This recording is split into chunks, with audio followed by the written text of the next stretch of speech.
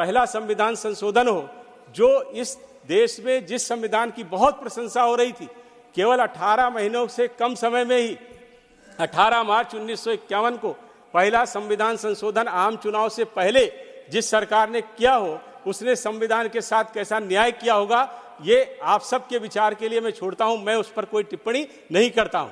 लेकिन जिस तरह से आपातकाल में संविधान संशोधन हुआ है, उसको देश ने देखा है, किस तरह से पूरे संविधान का ढांचा उलटपलट कर दिया गया था। और जैसे मैंने अभी अपने पूर्व में कहा कि केवल 7, 8, 9, 10 अगस्त को रविवार के दिन राष्ट्रपति जी का शासन हस्ताक्षर लिया जाता है और उसी दिन गजट होता है, और केवल इसलिए होता है कि न्यायालय के अधिकार को रोका जा सके और रोक करके वही प्रधानमंत्री बने रहे, इसलिए आपातकाल लेकर के आया गया था। ऐसे लोगों से संविधान में संशोधन जो हमने किए हैं, हम उनके बारे में बता रहे हैं। अगर हम आपकी कहानी बताएंगे तो बहुत लंबी है, क्योंकि ये कई लोगों का स्वभाव होता है, ये स्वभावगत होता है। कई लोग किसी चीज को बर्दाश्त नहीं कर पाते, तो उस कारण वो संविधान में संशोधन लाते हैं।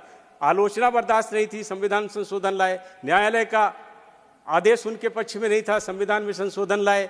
न्यायालय में वोट बैंक की राजनीति थी, संविधान का संशोधन आया। और कई लोग तो ऐसे थे जिनके हाथ में संविधान संशोधन नहीं था, तो पार्लियामेंट से लाया हुआ बिल फाड़ दिए थे प्रेस में।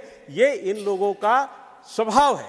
इस स्वभाव को वो स्वभावगत कारणों से ये बर्दाश्त नहीं कर पाते हैं कि ये देश संविधान से चले, व्यवस्थाएं संविधान से चले, और इसी कारण वो इस तरह के संविधान संशोधन करते हैं। हम ऐसे संविधान संशोधनों में ना तो विश्वास रखते हैं, ना ऐसे संविधान संशोधन हमारी सरकार ने किए। मोदी जी की सरकार ने जो 8 संविधान संशोधन किए, मैंने बहुत संक्षेप में आपको उनके कारणों के विषय में बताया। मैं इस सदन में पूरे सभी को चैलेंज करता हूं कि इस 8 संविधान संशोधन में कौन सा ऐसा संविधान संशोधन था जो नहीं होना चाहिए था, जिसके द्वारा इस देश के लोगों को और देश का और राष्ट्र का हित नहीं हुआ है। ऐसा कोई भी संविधान संशोधन मोदी सरकार ने नहीं किया।